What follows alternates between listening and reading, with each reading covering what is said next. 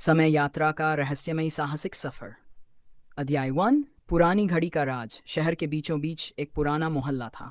उसी मोहल्ले में 4 दोस्त रहते थे, आर्व, सान्या, नेहा और कबीर। ये चारों हमेशा रोमांच की तलाश में रहते थे।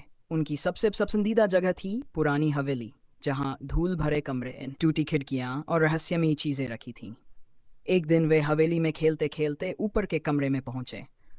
वहाँ एक बड़ी लकड़ी की अलमारी थी। अलमारी खोलते ही उन्हें एक पुरानी अजीब सी घड़ी मिली। घड़ी गोल थी, उस पर अजीब प्रतीक बने थे। सुइयां सामान्य समय नहीं दिखा रही थीं। बीच में चमकता हुआ एक लाल पत्थर था। आरव ने घड़ी उठाई और हंसते हुए बोला, देखो, ये तो जादुई लग रही है।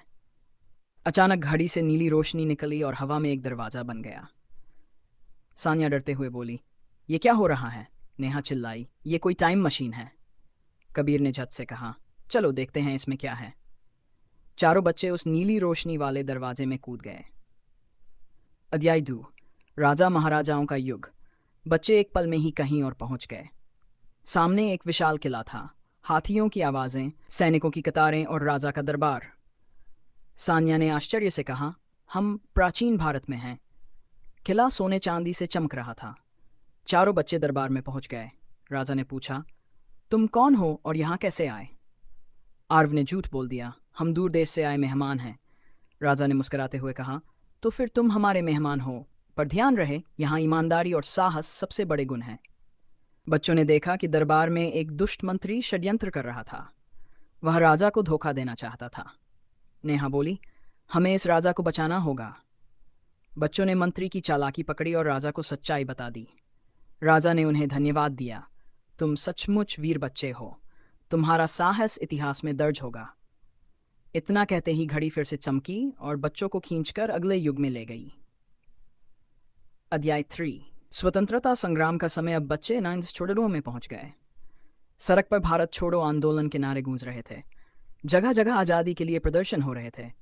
कबीर ने कहा, वाह, ये तो आज़ादी का दौर है। उन्होंने देखा कि अंग्रेज सैनिक प्रदर्शनकारियों को पकड़ रहे थे। एक छोटी बच्ची तिरंगा झंडा लेकर भाग रही थी। एक सैनिक उसे पकड़ने ही वाला था कि सान्या दौड़कर आगे बढ़ी और लड़की का हाथ पकड़ लिया। आरव और कबीर ने पत्थर उठाकर सैनिकों को डराया। नेहा ने झंडा ऊंचा उठाकर सबको आवाज दी, भारत माता की जय। लोगों का हौसला बढ़ गया। सब मिलकर सैनिकों को पीछे धकेलने लगे। एक बुजुर्ग आज़ादी सेनानी बच्चों के पास आए और बोले, तुम छोटे हो पर दिल के बहुत बड़े हो, यही जज्बा हमारी ताकत है। इतना कहते ही बच्चों के हाथों में तिरंगा चमक उठा। घड़ी फिर से रोशन हुई और वे अगले युग में पहुंच गए। अध्याय 4। भविष्य की रोबोटिक दुनिया। बच्चे अब एक अजीब शहर में थे। आसमान में उड़ती गाड़ियां, हर जगह रोबोट और चमचमाती इमारतें। नेहा ने चौंक कर कहा, यह तो साल अपुनसा जैसा लग रहा है। उन्होंने देखा कि लोग पूरी तरह मशीनों पर निर्भर हो गए हैं। एक दुष्ट रोबोट सबको नियंत्रित कर रहा था। कबीर ने कहा, अगर ये रोबोट ऐसे ही चलता रहा तो इंसान गुलाम बन जाएंगे। बच्चों ने योजना बनाई। उन्होंने कंप्यूटर सेंटर में जाकर रोबोट का सिस्टम बंद करने की कोशिश की। रोबोट ने उन्हें रोकने के लिए छोटे छोटे ड्रोन भेज दिए। सांझा ने घड़ी का इस्तेमाल कर ड्रोन को रोक दिया। आर्व और कबीर ने मिलकर रोबोट का कंट्रोल पैनल तोड़ दिया। जैसे ही रोबोट बंद हुआ, लोग आज़ाद हो गए। सब बच्चों का धन्यवाद करने लगे। एक बुजुर्ग वैज्ञानिक ने कहा, तुमने हमें सिखाया कि इंसान को तकनीक पर हावी नहीं होना चाहिए, बल्कि उसे सही दिशा में इस्तेमाल करना चाहिए। फिर से घड़ी चमकी और बच्चे अगले युग में पहुंचे। अध्याय 5। डायनासोर का युग। बच्चे अचानक घने जंगल में थे। जमीन हिल रही थी। उन्होंने देखा विशाल डायनासोर। कबीर डरकर बोला, हम करोड़ों साल पहले आ गए। एक बड़ा टीरेक्स उनकी ओर बढ़ रहा था। बच्चे भागने लगे। तभी उन्होंने देखा कि पास में एक डायनासोर का बच्चा फंसा हुआ है। सान्या ने कहा, अगर हम इसे बचाएंगे तो शायद बड़ा डायनासोर हमारा दुश्मन नहीं बनेगा।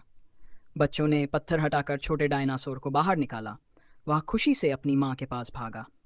टीरेक्स बच्चों की ओर बढ़ा, लेकिन हमला करने की बजाय उसने हल्के से गर्जकर सिर झुका दिया। नेहा ने मुस्कुराकर कहा, देखा, दया सबसे बड़ा हथियार है। घड़ी चमकी और वे अगले दौर में पहुंचे। अध्याय 6। समुद्री सभ्यता। अब बच्चे समुद्र के बीच में थे। पानी में अजीब सी चमक और आसपास तैरते प्राचीन महल। सान्या ने कहा, ये तो अटलांटिस जैसी कोई खोई हुई सभ्यता है। समुद्र की रानी प्रकट हुई। उसने कहा, हमारी दुनिया पर संकट आया है, अगर तुम मदद कर सको तो हमें बचा लो। एक दुष्ट समुद्री दानव पानी की ऊर्जा चुराकर समुद्र को बर्बाद कर रहा था। बच्चों ने योजना बनाई। आरव और कबीर ने दानव का ध्यान भटकाया, जबकि नेहा और सान्या ने घड़ी की रोशनी का इस्तेमाल कर ऊर्जा वापस समुद्र को दे दी। दानव भाग गया और समुद्र चमक उठा। रानी ने कहा, तुम्हारी बहादुरी ने हमारी सभ्यता को बचाया। फिर से घड़ी ने उन्हें आगे खींच लिया। अध्याय 7। गांव का भविष्य। बच्चे अब अपने ही गांव में पहुंचे, लेकिन यह भविष्य का सुखपूर्ण था। चारों ने देखा कि